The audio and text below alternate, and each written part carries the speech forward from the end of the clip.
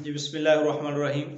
आज हमने कुछ सवालात तक़ाबुल ध्यान के हम कर रहे हैं। लेक्चरर का पेपर चूँकि करीब है तो कोशिश ही के कर रहे हैं हम कब एक दफ़ा हम दोबारा चीज़ों को रिवाइज़ कर लें, कुछ चीज़ों को क्लियर कर लें और मैक्सिमम जो चीज़ें हैं वो आपकी सहूलत के लिए हम यहाँ पे भी कुछ लेक्चर में इसे बयान करते जाएंगे। चूँकि ना सुनने से चीज़ें ज़्यादा क्लियर होती हैं, इस वजह से हम यहाँ पे कुछ लेक्चर रख लेते हैं और बहुत सारे लोग हमें मुसलसल मैसेजिंग कर रहे हैं कि आप वो यूट्यूब्स के लेक्चर जो हमारे वो लाजमी हमें दें। तो इस वजह से कुछ लेक्चर हमने अब दोबारा तैयार करने शुरू किए हैं। तो काइंडली आप इन लेक्चर्स को सुने, दूसरों के साथ शेयर करें और जो नई वीडियोस हैं उनके लिए हमारे चैनल को देखते रहें। तो इंशाअल्लाह ताला मुझे उम्मीद है कि अल्लाह ताला आप ज़रूर हमारा इसके अंदर फ़ायदा फरमाएगा। तो आइए सबसे पहले हम स्टार्ट करते हैं किताबुल मिलल व नहल। एक और बात आपको बता दें कि अभी हम एक टेस्ट सीरीज शुरू कर रहे हैं परसों से, तो आप में जितने लोग उस टेस्ट सीरीज को ज्वाइन करना चाहते हैं वो लाजमी उसको ज्वाइन करें, क्योंकि मैक्सिमम चीज़ें आपको उस टेस्ट सीरीज में, आखिरी टेस्ट सीरीज है उसमें ज़्यादा से ज़्यादा चीज़ें आपको क्लियर होती जाएंगी इंशाअल्लाह ताला। सबसे पहले देखते हैं हम कुछ सवालात हैं, यहाँ पे मैं कुछ सवालात लेके आया हूँ, वो आपको यहाँ पे हमने बयान करने हैं। तो ये वो सवालात हैं जो पंजाब यूनिवर्सिटी में मुख्तलिफ तरीक़ों से आए हैं। मेरा ये इरादा था कि आपको कम से कम इन सवालात को क्लियर करवा दिया जाए। अगर इनके बारे में कोई सवाल आता है तो वो भी आपको आने चाहिए। तो ये कोई मुश्किल सवालात नहीं, बड़े आसान से हैं, मगर उस बंदे के लिए जिसने कुछ तैयारी की है। तो आप सुनते जाइए। सबसे पहले ये किताब है जी, हमने इसके बारे में पहले भी हमने बता चुका कि किताबुल मिलल व नहल, ये किसकी किताब है? अब्दुल करीम शोहरस्तानी की। ये अब्दुल करीम शोहरस्तानी की ये एक बड़ी मशहूर मारूफ किताब है। ये किताबुल मिलल व नहल, एक किताबुल मिलल वल अहवाई व नहल, ये एक और किताब है, मगर ये वाली किताब जो है ये किताबुल मिलल व नहल अल्लामा अब्दुल करीम शोहरस्तानी की किताब है। इसके बाद सवाल आ जाता है जो वेद कितने हैं? चार हिंदुओं के जो वेद हैं, अगर वेदक दौर कहा जाए तो ये चार बड़े मशहूर मारूफ वेद हैं, जिसमें से ऋग्वेद है, यजुर्वेद है, अथर्ववेद है और सामवेद है। मगर जो ऋग्वेद है इस वेद को सबसे कदीम वेद कहा जाता है। इस पे मजीद आपको एक वीडियो में हम तफसील से बता देंगे कि इसके अंदर कितने मंत्र है, कितने चीजें हैं, वो सारी चीजें हम आपको तफसील से बताएंगे। तो चार वेद आपने इसमें याद रखने हैं। इसके बाद सवाल है ब्रह्मो समाज का बानी। हिंदुओं के अंदर कुछ तंजीमें थी, आर्य समाज, ब्रह्मो समाज। ब्रह्मो समाज का जो बानी है राम मोहन राय, राम मोहन राय इसका बानी था। और इसके साथ साथ आर्य समाज के दयान सरस्वती, दयान आर्य समाज का जो बानी है दयान सरस्वती है। तो ये कुछ सवालात है चूंकि हम आपको करवा रहे हैं। इसके बाद है त्रिपिटका। त्रिपिटका जो है इससे क्या मुराद है और इसके मुसन्निफ कौन है? अच्छा, त्रिपिटका ना बुद्ध मत की जो मजहबी किताबें हैं, तीन टोकरियां इसको कहा जाता है। और त्रिपिटका से मुराद बुद्ध मत की तीन मुकद्दस किताबें हैं और ये असल में बुद्ध मत का एक मजहबी अदब है। हर मजहब का एक अदब होता है और उसमें एक मजहबी अदब की जो किताबें हैं वो त्रिपिटका है। इन्हें तीन टोकरियां भी कहा जाए, विनयपिटका, सत्तापिटका, अभिधम्मपिटका, ये इसके नाम है और इसके मुसन्नफ भी अलग अलग हैं। जो त्रिपिटका में अभिधर्म चुका है, स्यापा है, उपाली है, अंध है, अंध, ये तीन मुसन्निफ हैं मुख्तलिफ किस्म के।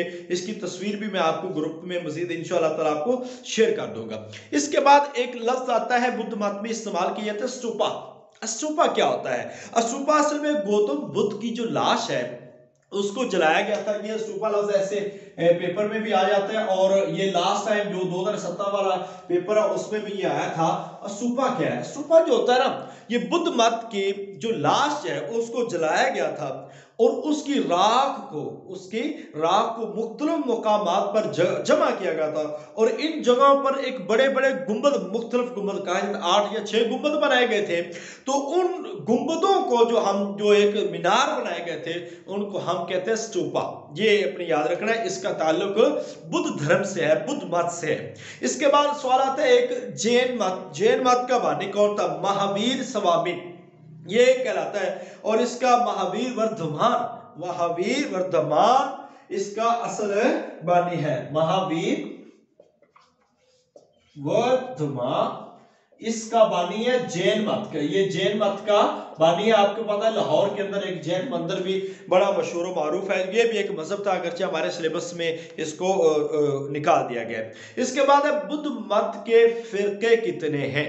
बुद्ध मत के दो बड़े फिरके हैं, बुद्ध मत के दो बड़े फिरके हैं, एक महायान है, एक नाम है महायान और एक है हनायान, ये दो फिरके हैं। अब महायान कहते हैं बड़ा पहिया, इसको कहते हैं बड़ा पहिया, और इसको कहते हैं छोटा पहिया, छोटा पहिया।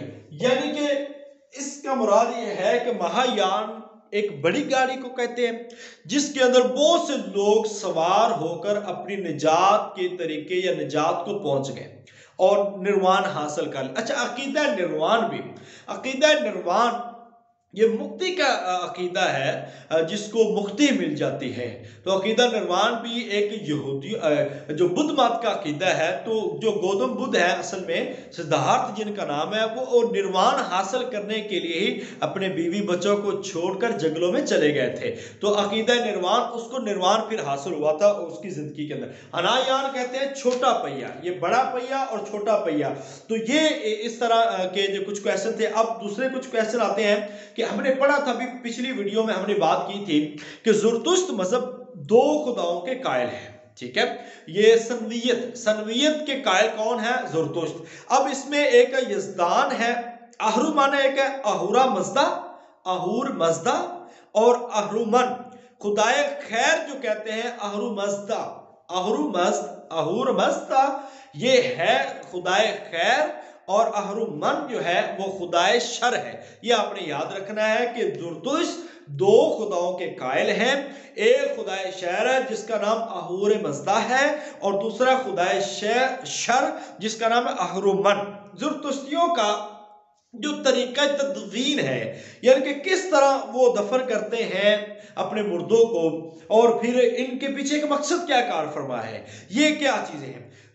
असल में ना ज़ुरतुश्त अपने मुर्दों को ऊंची मचानों या ऊंचे ऊंचे मीनारों पर रख देते हैं ताकि जमीन गंदगी से महफूज रहे। असल में वो मुर्दे को गंदगी समझते हैं और नापाक समझते हैं, और कहते हैं कि जमीन के अंदर ना जाए ये नापाक और ये गंदगी, और गोश्तखोर परिंदों की वजह से लाशों का खात्मा हो जाए। तो क्योंकि उनका फलसफा है, ये आप याद रख लें, मुर्दे नापाक हैं, ये ज़ुरतुश्तियों का एक फलसफा है जिसकी बुनियाद पर ज़ुरतुश्त मजहब के मानने वाले वो मुर्दों को जमीन के अंदर दफन नहीं करते, बल्कि वो मुर्दों को ऊंचे ऊंचे मीनारों पे रख देते हैं, और वहां पर गोश्तखोर जो जानवर हैं वो आते हैं और उन मुर्दों को खाना शुरू कर देते हैं और उनको खा के खात्मा कर देते हैं, ताकि वो ये जमीन के अंदर इनको दफन ना किया जा सके। इसके बाद मैंने आपको बता दिया यहूदियत और सहूनियत की वजह तस्मिया क्या है, ये भी आप सुन लें। ये भी आपको पता होना चाहिए कि जो यहूदी है उनको यहूदी क्यों कहा जाता है। हजरत यकूब अलैहिस्सलाम के 12 बेटे थे। इन 12 बेटों में से आपको पता हजरत बिन्यामीन, हजरत यहूदा और हजरत यूसुफ अलैहिस्सलाम, ये बड़े मशहूर मारूफ है। इनमें से एक बेटे का नाम था यहूदा। अब यहूदा से आगे जो नस्ल चली थी उनको यहूदी कहा जाता है। अब यह फलस्तीन एक हिस्से का नाम, यह भी कहा जाता है कि फलस्तीन के एक हिस्से का नाम यहूदिया था, जहां यहूदा की यानी कि हजरत यकूब अलैहिस्सलाम के जो बेटे यहूदा थे वो वहां पे आबाद थे। लिहाजा इस इलाके को लोग क्या कहने लगे, यहूदियत। इसी वजह से ये यहूदी हो गए। अच्छा, सोनियत की वजह के यहूदियों की जो तहरीक खालिसतन यहूदियत कायम की जाए, यानी कि यहूदियों की तहरीक सहूनियत का मकसद जो है वो यही है कि हमारी एक खालिस रियासत होनी चाहिए। जल सेहन की वजह से जिस पर एक किला बनाया गया, ये यरूशलेम के करीब एक जगह है जल सेहन। हज़रत दाऊद अलैहिस्सलाम ने इस पर एक किला और एक छावनी तामीर की थी, क्योंकि यहूदियों के उरूज का ज़माना था उस वक्त, इसीलिए उन्होंने अपनी जमात के लिए यही नाम इस्तेमाल किया कि यहूदियों के जहन में जो अजमत रिफ्ता है ना वो बुलंद होती रहे, उसी का जज्बा पैदा होता रहे। इसी वजह से इस तहरीक को भी तहरीक सहूनियत का नाम दिया गया। अभी हमने बात कर ली थी कि खमसा मुस्वे सारे खमसा, ये तौरात की पहली 5 किताबें, तो उहदनामा कदीम की पहली 5 किताबों को सफारे खमसा कहा जाता है। इसका दूसरा नाम तौरात है, और इसे सफारे खमसा या असफार मूसा या खमसा मूसवी, ये सारे नाम इसी के कहे जाते हैं। इसमें किताबुल खुरूज है, किताबुल अखबार है, किताब गिनती है, किताब इस्तिस्ना है और किताब पैदाइश है। इसके बाद पौलुस कौन था? पौलुस जो दीन ईसाइयत का जो बानी है उसको पौलुस कहा जाता है। तो इंजील के अंदर इंजील के अंदर आका अलैहिस्सलाम को किस नाम से पुकारा गया है? इंजील के अंदर आका अलैहिस्सलाम को फारकलीत के नाम से पुकारा गया है, फारकलीत के नाम से पुकारा गया है। इसके बाद कुछ बातें आती है लफ्ज मजहब।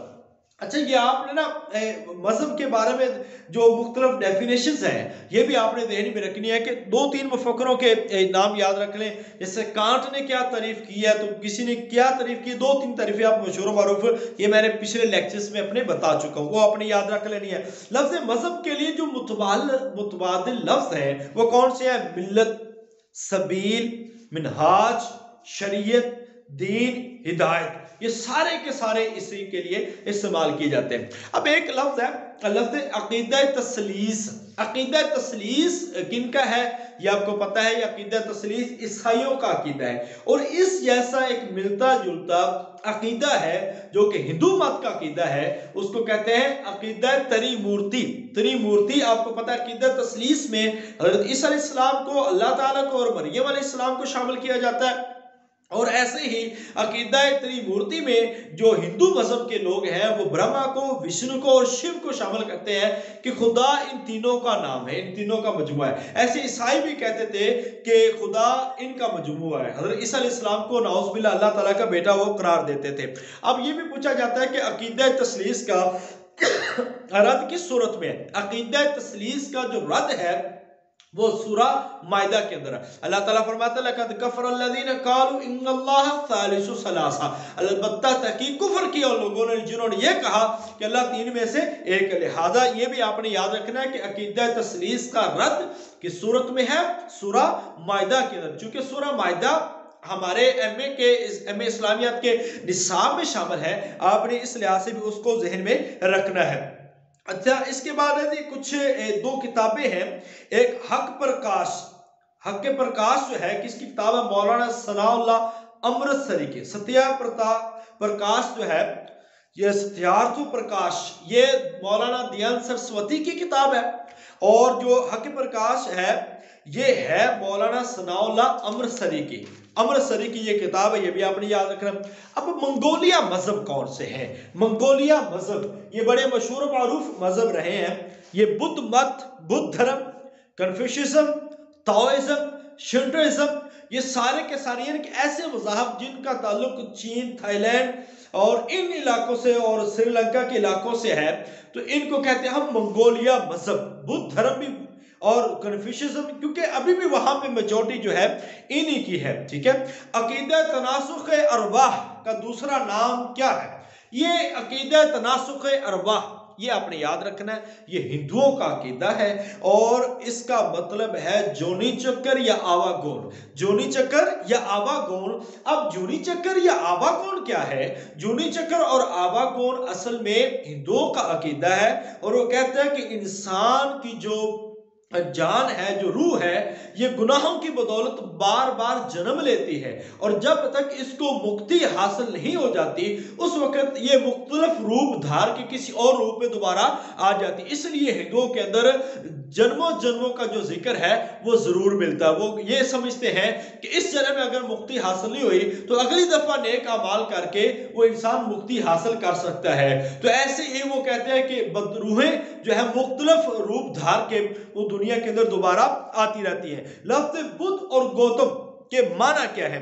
बुद्ध ये संस्कृत जुबान का लफ्ज है। बुद्ध ये संस्कृत जुबान का लफ्ज है जिसके माना बेदार होना, होशियार होना, रोशन, दाना और नूर वगैरह के माने। और गौतम रोशन और मुनव्वर के हैं, यानी कि गौतम का माना क्या है? रोशन और मुनव्वर। और बुद्ध का मतलब है बेदार होना, होशियार होना। इसके बाद रद्द नसरानियत पर कोई एक आधी किताब आपसे पूछी जा सकती है, जो कि मुझसे भी इंटरव्यू में अल्लामा इब्न तैमिया रहमतुल्लाह अलैह की एक दो किताबें जो तकाबले दयान पे ये पूछी गई थी। तो आपको पता होना चाहिए यहूदियत और निसरानियत कुरान की रोशनी में मौलाना मदूदी रहमतुल्लाह अलैह, एक ये उर्दू की किताब है इस्लाम और निसरानियत मौलाना इदरीस कांदलवी रहमतुल्लाह अलैह, और ईसाइयत क्या है मौलाना तकी उस्मानी रहमतुल्लाह अलैह, और इसके साथ अरबी किताब है अल जवाब सहीह लिमन बद्दल दीन अल मसीह इब्ने तैमिया रहमतुल्लाह अलैह। तो अल्लामा इब्ने तैमिया रहमतुल्लाह अलैह की ये बड़ी मशहूर मारूफ किताब है जो इस चीज पे मौजूद है।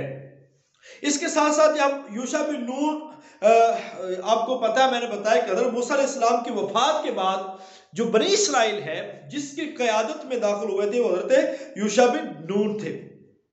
अब हम बात कर लेते हैं कन्फ्यूशियस की। कन्फ्यूशियस जो है इसकी किताबें तो चार बड़ी मशहूर मारूफ है, वैसे पांच है, शू किंग, शी किंग, लीची, बी किंग और चूचन, ये पांच किताबें हैं। इसके पांच राब्ते बड़े मशहूर मारूफ है। आपने पांच राब्तों को लाजमी याद रखना है, पांच राब्तों को लाजमी याद रखना है, जो इसका बाप का बेटे से, मियाँ का बीवी से, राया का अवाम से। तो ये राब्ते बड़े इंपॉर्टेंट हैं जो कन्फ्यूशियस मजहब के अंदर है। आपको पता होगा 2015 का एसएस का जो पेपर है उसके अंदर भी कन्फ्यूशियस के पांच राब्ते वहां पे आए थे, और ये लाजमी सवाल है, आपने याद रखना है। इसके बाद हम सामी और गैर सामी अदियान। अब सामी अदियान कौन कौन से हैं? इस्लाम यानी कि ऐसे मजहब जो हजरत इब्राहीम अलैहिस्सलाम की नस्ल से आगे चलते हैं, उनको हम कहते हैं सामी अदियान। अब सामी अदियान में इस्लाम, ईसाइयत, यहूदियत। अब तबलीगी मजहब दो है, इस्लाम और ईसाइयत। यहूदियत तबलीगी मजहब ही नहीं है, यानी कि हर बंदा यहूदी नहीं बन सकता। यहूदी नस्ली मजहब कहा यह जाता है। अगर कोई आ जाए ना तो कौन सा ऐसा मजहब है जो नस्ली मजहब कहलाता है, तो वो यहूदियत कहलाते हैं। तो अब गैर सामी मजहब कौन से? ज़ुरतुश्ती मजहब है, और इस तरह जो बुद्ध मत है, ये सारे सारे गैर सामी मजहब है। हिंदू मत है, सिख मत है, ये सारे गैर सामी मजहब है। इसके बाद हम सवाल, हजरत इब्राहीम अलैहिस्सलाम ने तमीर काबा के वक्त कौन सी दुआ की थी? वो दुआ आपको पता है कि ए मेरे अल्लाह रब्बना वबअस फीहिम रसूलन मिनहुम यतलू अलैहिम आयाती व युज़क्कीहिम व युअल्लिमुहुमुल किताब वल हिकमा। तो ये वो वाली जो दुआ थी हजरत इब्राहीम अलैहिस्सलाम ने तमीर काबा के वक्त उस वक्त की थी। अब हम बात करते हैं एक गौतम बुद्ध, सिद्धार्थ जिसका नाम है, और इस मजहब को फैलाने में किन दो बादशाहों का हाथ है? एक राजा अशोक है और एक राजा किंशक है। असल में इन दो लोगों ने भी बुद्ध धर्म कबूल कर लिया था। अब बुद्ध धर्म जब इन्होंने कबूल किया था तो ये बेसिकली श्रीलंका और नेपाल का इलाका चूंकि इनका ज्यादा बनता है, तो ये नेपाल और श्रीलंका के इलाके में मौजूद उसके हाकिम थे, और इन्होंने भी बुद्ध धर्म कबूल किया था। अब जब बुद्ध धर्म इन्होंने कबूल किया है तो उस वक्त इन्होंने जोरों शोर से इस मजहब की तबलीग किया, और इस मजहब को पूरी दुनिया के अंदर फैलाने में इनका सबसे ज्यादा हाथ है, इनका सबसे ज्यादा हाथ है। तो इसके बाद ही हम मजीद आगे बातें करते जा रहे हैं। तो ज़ुरतुश्त का एक सवाल है कि ज़ुरतुश्त के लफ्ज़ी माने क्या है? ज़ुरतुश्त का लफ्ज़ी माना रूहानी, पेशवा या पादरी के हैं, और इसकी जाए पैदाइश ईरान के सूबे आज़रबाईजान, इनको उस वक्त था। तो आज़रबाईजान जो है इसकी जाए पैदाइश ज़ुरतुश्त की कही जाती है। इसके साथ एक किताब है मकानातुल अदियान, ये भी तकाबुल अदियान पे एक अहम तरीन किताब है। तो आप जहन में रखें, दुनिया के बड़े बड़े मज़ाहिब इमादुल हसन फारूकी की जो किताब है ना, इसको कम से कम कोशिश करें कि इस किताब को आप थोड़ा सा पढ़ लें, ताकि ना सिलेक्टिव तैयारी, ऑब्जेक्टिव तैयारी नहीं बल्कि इस दफा सब्जेक्टिव तैयारी होनी चाहिए। क्योंकि जैसे पेपर आ रहे हैं तो सब्जेक्ट अगर आप ज्यादा पढ़ते हैं तो चीजें आपकी ज्यादा क्लियर होती हैं। तो कम से कम जितने भी टॉपिक्स हैं, सीरत है, कुरान है, और हमारे हदीस है, तकाबुल है, और हिस्ट्री है, और बनु उमैया बनु अब्बास है, तरीके पाकिस्तान है, फिक्र है, इस पे एक एक किताब आपको लाजमी पढ़नी चाहिए। तो इसके बाद हिंदू मत के तरीके भी मैंने आपको बता दिए, कर्मा मार्ग, जिनान मार्ग और भक्ति मार्ग, ये तीन तरीके थे। कन्फ्यूशियस के जो मैंने आपको बताया था कि पांच राब्ते, इसमें हाकिम और राया का राब्ता, बाप और बेटे का राब्ता, मियाँ बीवी का राब्ता, बड़े भाई के छोटे भाई से राब्ता, दोस्त और दोस्त का राब्ता, तो ये भी आपने जहन में रखने हैं। इसके साथ साथ हिंदुओं के तीन मशहूर जो फलसफे हैं, वेदांत, सांख्या और योग, इसकी तफसील मैंने पहले भी बता चुका, मजीद आपको इंशाल्लाह ताला इसमें बता दिया जाएगा। तो ये चीजें आपने याद रखनी है। और हजरत ईसा अलैहिस्सलाम के जो हवारी हैं, जिसका नाम यहूदा इस्करियोती था, वो उसकी वजह शोहरत क्या है, यानी कि ये वो हवारी था जिसने हजरत ईसा अलैहिस्सलाम की मुखबरी की थी और हजरत ईसा अलैहिस्सलाम गिरफ्तार हुए थे। अब हवारी और सहाबी में फर्क याद रखना है। हजरत ईसा अलैहिस्सलाम के पैरोकार और जो दोस्त थे उनको हम हवारी बोलते हैं। नबी पाक सल्लल्लाहु अलैहि वसल्लम के पैरोकार और जो दोस्त थे उनको हम क्या कहते हैं, सहाबी रसूल। सहाबी रसूल और हवारी, हवारी रसूल भी एक लक़ब है, हजरत ज़ुबैर बिन अव्वाम रज़ियल्लाहु तआला अन्हु को मिला है। तो ये कुछ सवालात थे।